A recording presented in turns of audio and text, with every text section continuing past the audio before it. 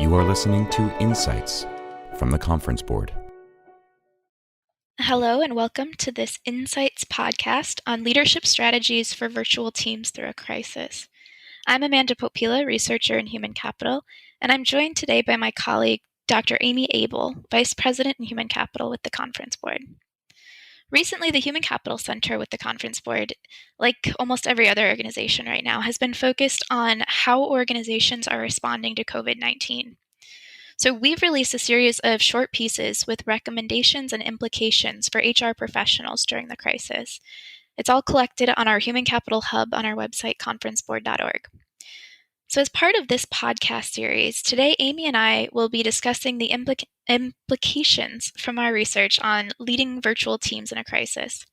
The previous research by the Conference Board identified 12 behaviors of engaging leaders. And so as we're speaking about COVID-19 and what's beyond, these 12 behaviors are a good reminder of how to best lead virtual teams. So Amy, from what you've been seeing, how should leaders be thinking about about leading their virtual teams? Yeah, thanks, Amanda. So delighted to be joining you on this podcast. Such a critical topic, given given the life and the world that we are now living in with this pandemic.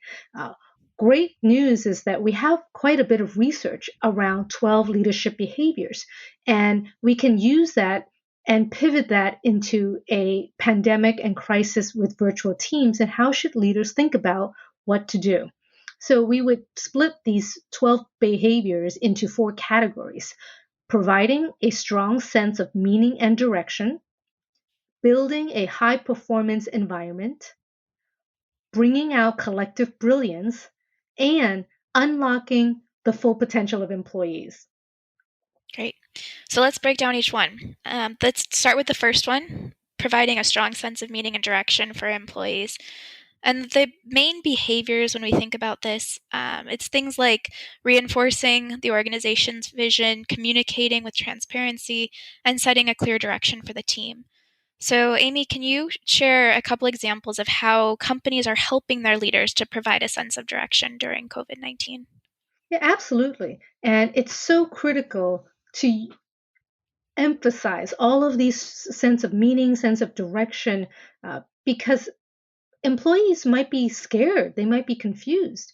And so leaders should really work hard to increase morale and engagement through storytelling, right? And by sharing stories of how others in the organization have been persistent with great efforts in helping our customers, our communities, and fellow employees. One great example is Mary Lee Hanel, the CHRO of the Port Authority of New York and New Jersey, which many of you may know runs all the airports in this area, public transportation, right, of a very complex city. She uses the storytelling just to share how others are responding within the organization. So, for example, she tells us about how frontline workers in the aviation world needed hand sanitizer stations, right? Really simple. The maintenance areas actually built these stations so that every employee had access to hand sanitizers during the day. Something really simple, and they did it without being asked. It was just ways for them to support each other, especially in times of crises. And as a leader, she was able to use this story to inspire others across the organization. Yeah.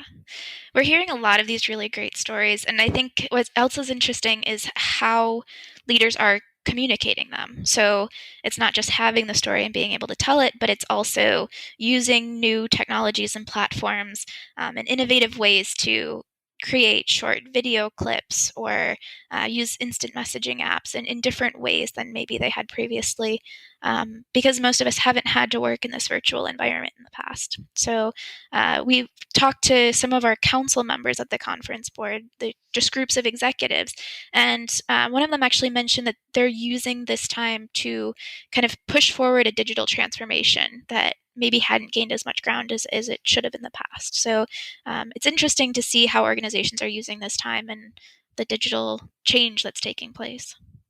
Absolutely. And the frequency of information and communication is very important.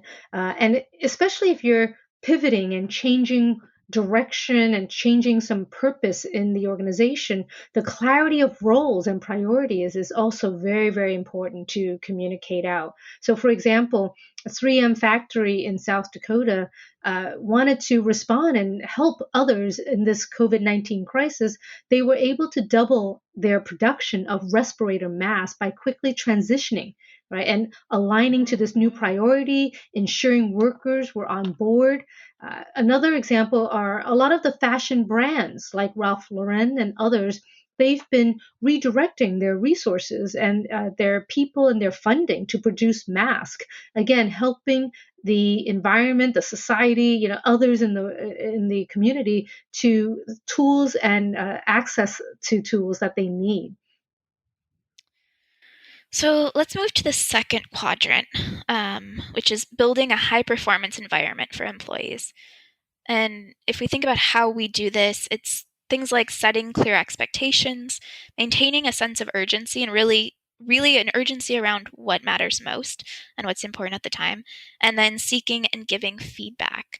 So all things that leaders can do to help the culture of their team to stay high performing. So Amy, start us off with some examples here. So all of those things that you mentioned, right? Expectations, giving feedback. As leaders, we need to do that in any normal circumstance. And it's a heightened emphasis in a virtual setting, especially if the team is not used to working in a virtual setting. So one example is to set up a virtual team contract. This might help with clear expectations on both sides and getting access to each other in conversation and basically continuing to keep up that communication with the team. And the virtual contract could have simple things like, what are your communication preferences? Is it over email, text, or phone call? What are the norms that the team uses? What are the tools that they normally use? Are we following the same processes, or do we need to evolve them and change them because we are all virtual in some way? And of course, as again we said, the expectations around projects, goals, metrics, meeting agendas, all of these things remain the same, but definitely with a sudden change, and if you're all of us all going virtual suddenly, it becomes even more critical. Yeah. And I'm struck by the need to adapt and change. And you've mentioned this a couple times already, but really a hallmark of a strong crisis leader is the ability to prioritize and adapt to things that go differently than what's expected. When we talk about maintaining a sense of urgency, it's important to think about the things that are important to us now. And so part of that could be putting this contract into place, talking with the team about what are the critical things right now. And I think that's going to shift some of the policies and some of the practices that we normally have. So de-emphasizing some things like the long-term goal planning, longer term work that still needs to get done, but maybe there are kind of these health and safety issues that need to come first. So taking care of the more immediate needs might take the forefront, and being able to adapt and change through that is a really important thing for a leader to be able to do. Absolutely. And that responds to the need of the current world and crisis that we are in, right? So we absolutely need to respond to that. We don't want to appear tone deaf as leaders. But it also, again, continuing on that virtual environment, we still want to maintain a high performance team or high performance work initiative. And so another way to think about how we can maintain that, especially with virtual teams, is examples could be virtual open door policies, regular one-on-ones. You might already do this, but you might have to do it actually more frequently, and to emphasize that need more often than you normally might have in sort of quote unquote normal times. Providing real-time feedback. It may be more difficult for leaders to provide that feedback if you're used to doing it face to face, walking in the hallway, saying, "Hey, Amanda, you did a great job in that meeting last week. But because you're not able to see the person, you may forget to do that. And so actually being a little bit more intentional about providing that real-time feedback quickly, having that honest dialogue, problem-solving conversations, right? Seeking input from all team members on a team meeting, making sure you have an inclusive environment, and of course, continuing to recognize team members for their contribution. This could be done in a team format, in a group format, or in a one-on-one format. It just is virtual. But all of those activities become necessary and more frequent, perhaps, than you might imagine. Thank you, Amy. And with that, let's take a short break for some quick announcements. We'll be back in just a minute to continue this conversation on leading virtual teams in a crisis. So in the second half, we'll cover a few examples from the last two leadership quadrants and discuss what leaders can do for the next phase as they look to reset and recover. Can you, your team, or your company benefit from insights such as the ones provided in this podcast? They are immediately available when you join the Conference Board, a membership-based think tank that delivers trusted insights for what's ahead. Reaching across industries and geographies, we bring together our noted experts, senior executives from the world's largest companies, and nonpartisan practical research to help you address your most important business issues. Our membership packages are tailored to your organization's unique needs and budget. To learn more about our offerings, go to www.conferenceboard.org and click Join on the top bar to connect with one of our product specialists. We are back in this Insights podcast. We've been talking about how organizations and leaders can adapt their human capital practices during and after the COVID-19 pandemic. And we're specifically focusing on leadership and how leaders can work in a pandemic and through virtual teams. So Amy, let's continue the conversation with our final two quadrants. The third is bringing out collective brilliance, and this can be done by maintaining trust and integrity, inspiring innovation, and fostering collaboration. What recommendations do you have in these areas? This is such a critical aspect of leadership, especially in a crisis situation. And the one I'm referring to, you talked about maintaining trust. It's a foundation to all the other behaviors and the relationship, right, that we have as people with each other on a team. So we absolutely need to maintain that trust of the team members, starting with basic needs. And, we're in a crisis, and a lot of us are at home feeling with other desperate needs. We're going back to Maslow's hierarchy of needs, right? That we have the resources for health and safety, physical, mental, and financial well-being. All of these are basic considerations that we now need to take into account in a much more frequent basis. We have research around support for well-being and mental health, and there's lots of recommendations for how organizations and individual leaders can support not only their own health, but of course that of their teams. For example, leaders can start a conversation with simple questions like, how have you been lately? And actively listening. Actually, I don't know about all of you as leaders, but given our pandemic crisis, I've started a lot of meetings with, how are you feeling? Are you sick? Are you healthy? And I tried to make a little bit of a joke about it, but is everybody healthy? Is everybody feeling well? And it sounds a little bit silly, but that recognition that well-being comes first, right? Before we even jump into the work. Yeah. And it's interesting because there's this personalized aspect of all of us needing something different and needing to remain healthy and productive and safe. But then there's also, we need to talk about how do we support teams to work together and the collaboration aspect. And especially when they might not be functioning or collaborating as they normally would in an office environment. So we need to think about how do we prioritize this aspect as well. I talked earlier about some of the collaboration tools and how leaders are looking at different ways to collaborate. And I think part of this is thinking about technical training or other kinds of training to make sure that everyone is up to date and understands and is comfortable using the tools that they need to work in kind of this new situation that we're in. Yeah, no, it's a really good point because what you're emphasizing is that for many of us, we have to learn how to do things a little bit differently. We have to learn how to communicate differently with our team. We have to collaborate differently with our team, whether it's with new tools or tools we've already been using. It's really a completely different paradigm than what many of us might have been used to in the workplace. And so the leaders need to recognize that. Right? We all might have individual personal needs of adaptation, and there are also then team needs and team adaptation in this virtual environment. Whether we're doing things around self quarantining or social distancing, how can we make sure that individuals and the team do not feel a disconnect or a sense of loneliness, without the usual water cooler conversations that they might have in the workplace.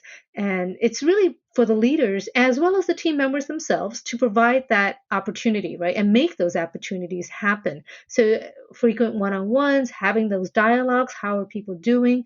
And then of course, having the teams get together to talk about work and talk about not work, right? Fun things. I know for our teams, we've been starting to do some, late Friday afternoon fun activities that just to, raise spirits and raise morale a little bit and let us know that we're all still connected and in this together. Yeah, I think that's a really good point. And something that we sometimes forget is just because we can be available 24/7 doesn't mean that we should be. So just because we're working from home and we have the computer in front of us, we are blending work and life more today than we normally do. And so we also as leaders have to remember to encourage employees to shut down, take time for themselves, take their weekends, and not just be available around the clock. So the last quadrant that we're going to talk about today is unlocking the full potential of employees. We can do this by personalizing relationships, continuing to provide rewards and recognition, and I know, Amy, you mentioned that a little bit earlier as well, and driving development for personal development and professional development. Amy, what are some interesting practices that we should take note? Yeah, no, it's really important to remember that crises affect each person differently. Right. Some workers might appreciate staying busy and having more tasks to complete because it distracts them from, the chaos in the world. But others might be heavily distracted because all of a sudden they're homeschooling, all their kids at home and there's not enough bandwidth in the house for every, 6 computers to be on at one time or something like that. So everybody responds and has been responding differently. And so, really, the leader's role is to appreciate some of these differences and provide support where possible. Right? Whether it's rotating hours or just offering flexibility, whatever it is, the crises absolutely requires leaders to perhaps tailor the support to some individual needs, again, where possible. And, certainly checking in more frequently with each individual is necessary. And in helping, just trying to figure out how you can help people on an individual basis and figure out what their needs are and how we can support them so that they can do their jobs and still support whatever else is going on in their lives. Yeah. And you did mention rewards and recognition earlier, and I want to make sure we get back to that because I think it is really a critical piece and obviously something that we need to do at all times, but especially important now when morale might be a little bit lower or people are just struggling with different things that they haven't in the past. So we're hearing some interesting ways. I think we've seen care packages being sent to homes and making donations to charities that are affected by the pandemic and other ways to provide monetary rewards, but also thinking about non-monetary rewards. So one organization had set specific e-cards that are relevant in this environment. And so encourages employees to send these e-cards to their coworkers. We've heard a couple organizations that their senior leaders are calling either a random selection of workers or calling, the workers on their teams, and just a personal touch point to recognize all of the effort that's going in right now.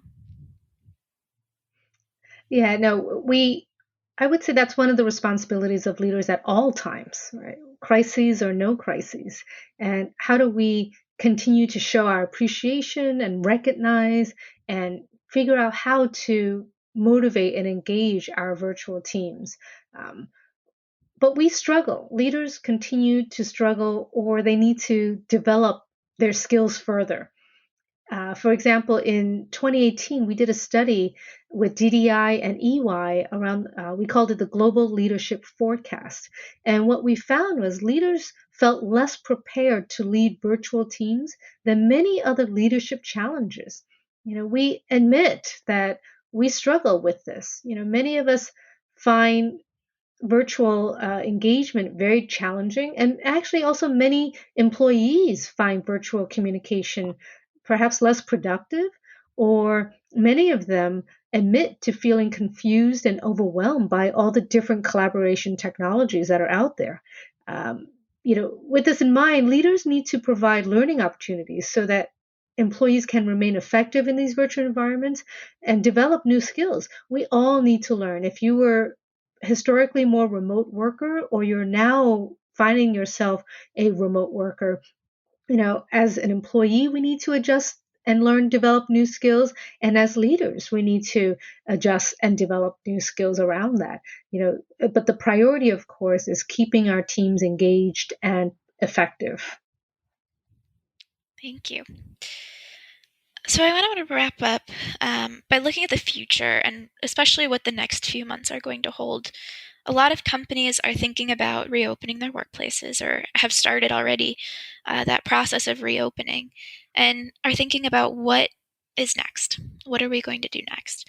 So at the Conference Board in our Human Capital Center, we just released, about a week ago, we released a planner on our website to help organizations keep track of what they should be doing and thinking about. Who needs to be involved? What's the timeline? And what needs to get done? So it's called the Reset and Recovery Planner. Amy, can you share some of our thoughts from this planner, and also just your own thoughts on, and what do you think is going to change as workplaces reopen, and what should companies be thinking about next? So that's a huge question. I think many people are thinking and talking about this. My own opinion is that I think the workplace will be extraordinarily different for organizations, for industries, for employees. Um, Everything we have to reevaluate. What our business strategy was, what our products was, and how work gets done and by whom. How do we acquire, develop folks in our organization? How is performance measured and rewarded? Employment law, how does that work in a crisis and beyond? So lots of very, very challenging and difficult questions that organizations will have to take on. And we as leaders need to take those questions on as well. And there are no simple answers. We don't know what the world will be like in 3 months, 6 months, a year from now. How will we go back to work? The stay-at-home mandates are varying significantly across states, of geographies, companies. We're hearing even companies now thinking about anywhere from reopening from next week to maybe next year in 2021. I mean, that's a huge difference, right? And so everything is going to be different, but we want to be thoughtful about it. Perhaps it's an opportunity to rethink or redesign what we think work should be like, where we can redesign the workplace to what we think it should be like. Whatever these new normals might be remains to be seen, but it's also a wonderful opportunity for us to think about how we could apply new thinking around that. So, for example, if we were to talk about a new reimagined world of the future, maybe you would have an organization that has even more reliance on remote working permanently, right? Except for jobs where you absolutely need to be on site, maybe that is going to be absolutely the norm. What does that mean for commuting? What does that mean for buildings? What does that mean for real estate, right? Lots of open questions. We might be more reliant on contract workers or gig workers, right? We will clearly be going more digital, more technology. We were already on that path of digitization prior to the pandemic. The pandemic might be a pivot point where we shift it into high gear, and that we will all learn more about how to operate efficiently and effectively in a digital world. And that's for workers, for customers, right? For clients. We might redesign new physical workplaces that may be more spacious. Maybe there's more glass enclosures. Maybe there's less open floor plans. We don't know. Right. So these are really very, very interesting questions and thoughts to ponder as we consider opening up and sort of going back to work in the new normal, whatever that new normal might mean. Amy, thank you for joining me today, and thanks to our listeners for tuning into this conversation. If you've enjoyed this episode, please remember to subscribe to our Insights podcast series or explore the entire catalog of podcast programming from the Conference Board by visiting our website, conferenceboard.org/podcasts. This is Amanda Popila from the Conference Board, and thank you for joining us on this edition of Insights. We hope that you'll join us again next week. This has been Insights from the Conference Board.